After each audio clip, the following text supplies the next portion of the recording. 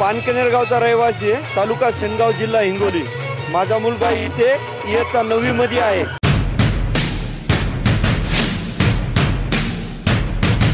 संतोष अशोकराव वानखेडे, राहणार महागाव, तालुका महागाव, जिल्हा यवतमाळ। माझा मुलगा इथं 6व्या वर्गामध्ये शिक्षण घेत आहे।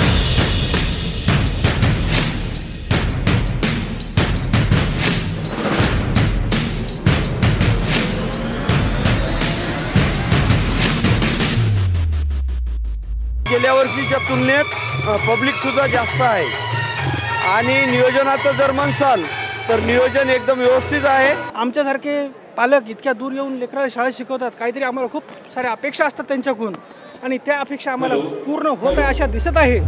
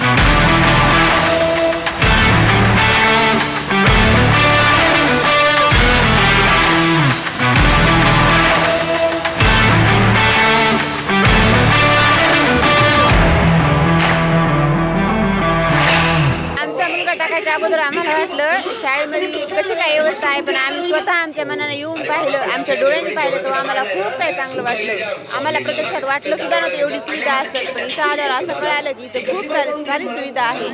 आमची मुलं पण घरी आल्यावर सांगतात की आमच्या शाळेसाठी शाळाच नाही।